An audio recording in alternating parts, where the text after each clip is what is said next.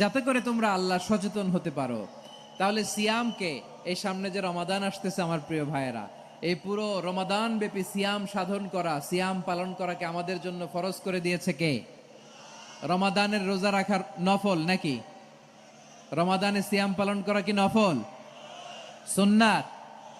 তাহলে কি ফরজ? আওয়াজ করে বলেন, রমাদানের রোজা রাখা কি ফরজ? এটা শুধু আমাদের উপরই ফরজ না, আমাদের আগে যত জাতিগোষ্ঠী এই পৃথিবীতে এসছে সবার উপরে সিয়াম পালনকে ফরজ করেছে কে? সবার উপরে আল্লাহ তাআলা সিয়াম পালনকে ফরজ করেছিলেন। তবে ধরনটা ভিন্ন ছিল, এক এক জাতিগোষ্ঠীর জন্য এক এক ধরনের ছিল। আমাদের জন্য সিয়াম ফরজ টানা 1 মাস 30 দিন বা 29 দিন। কোন কোন উম্মতের উপর 30 দিন না, মাত্র 3টা রোজা ফরজ ছিল। কয়টা? আওয়াজ করে বলেন। আপনাদের কি মনোযোগ আছে না গেছে? মনোযোগ আছে? তাকবীর পড়েন তো, লিল্লাহে তাকবীর। আমাদের 1 মাস সিয়াম ফরজ। পূর্ববর্তী অনেক উম্মতের উপর 1 মাস ছিল না, 3টা ফরজ ছিল। কয়টা? প্রতি মাসের 13, 14, 15 ফরজ ছিল তাদের জন্য।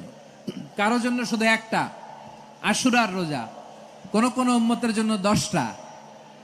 কোন কোন উম্মতের জন্য রোজা ফরজ ছিল মৌনতার রোজা, আরবিতে বলে সওমুল ইনসাত, মানে সারাদিন খেতে পারবে, পান করতে পারবে, স্ত্রীর সাথে মেলামেশা করতে পারবে, কিন্তু কথা বলতে পারবে না। কথা বললেই তাদের রোজা ভেঙে যেতে। পড়েন সুবহানাল্লাহ। কি অদ্ভুত ব্যাপার! মৌন সম্মতির রোজা। যেমনটি সাইয়্যিদাতুনা মারিয়াম আলাইহাস সালাম বলেছেন, ইন্নী নাযারতু লির-রাহমানি সাওমা ফালান উকাল্লিমাল ইয়াওমা ইনসিয়া। তিনি বলেছেন, আজকে আমি রহমানের জন্য, মানে আল্লাহর জন্য রোজা মানত করেছি, আজকে আমি কারো সাথে কথা বলতে পারবো না। তো রোজা রাখলে কথা বলতে পারবে না কেন? কারণ ওই শরীয়তে রোজার বিধান ছিল সকাল থেকে সন্ধ্যা খেতে পারবেন, পান করতে পারবেন, কিন্তু কথা বলতে পারবেন না। কথা বললেই রোজা ভেঙে যেত। সুবহানাল্লাহ বলেন। তাহলে সব জাতিগোষ্ঠীর উপরে রোজা ফরজ ছিল, কিন্তু ধরনটা ভিন্ন ছিল। মজার ব্যাপার হচ্ছে, আপনি বর্তমানেও বিভিন্ন ধর্মের দিকে তাকান, বৌদ্ধ ধর্ম, হিন্দু ধর্ম, খ্রিস্ট ধর্ম, তাদের মধ্যেও রোজা আছে। ইংরেজরা, খ্রিস্টানরা এটাকে বলে ফাস্টিং। কি বলে? ফাস্টিং। আমাদের হিন্দু ভাইয়েরা বলে উপবাস। তারা কি বলে? উপবাস। আবার এখন আন্দোলনেরও একটা মাধ্যম হয়েছে এটা, না খেয়ে থাকা। এটারে বলে অনশন। এটারে কি বলে? অনশন ধর্মঘট। মানে আমাদের দাবি না মানলে আমরা খাবো না, রোজা রাখলাম। আছে না নাই? তারপরে আধুনিক বিজ্ঞান এটার একটা নাম দিয়েছে না খেয়ে থাকাকে, অটোফিজি।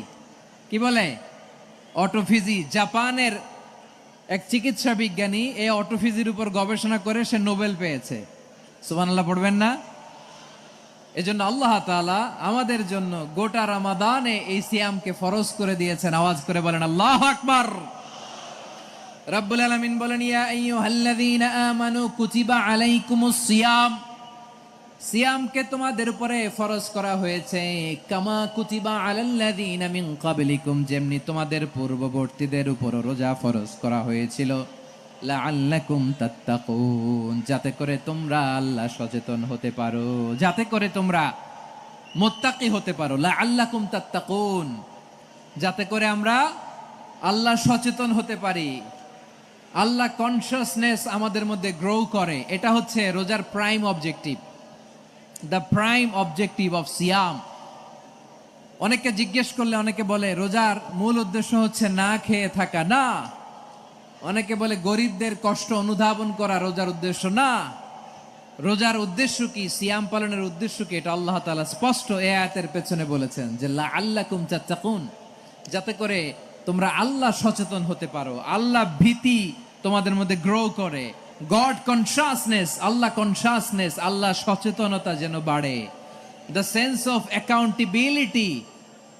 আল্লাহর সুপ্রিম কোর্টের কাঠগড়া এই দুনিয়াতে আমি যাই করলাম তার সবকিছু যে পাই টু পাই হিসাব দিতে হবে, এই sense, to enhance the sense that what ever we do Allah is watching me. আপনি যাই করেন কেউ দেখে না, কিন্তু দেখে কে? শুরুতেই তো জিজ্ঞেস করেছিলাম যে কেউ যেটা দেখে না সেটা দেখেন কে? কেউ যেটা শোনে না সেটা শোনেন কে? এর নাম হচ্ছে লাআল্লাকুম তাত্তাকুন, যাতে করে তোমরা আল্লাহ সচেতন হতে পারো, আল্লাহ ভীরু হতে পারো। দুনিয়ার কেউ দেখে না, কিন্তু আল্লাহ দেখে। এটাই রোজার মূল শিক্ষা। আমার প্রিয় ভাইরা,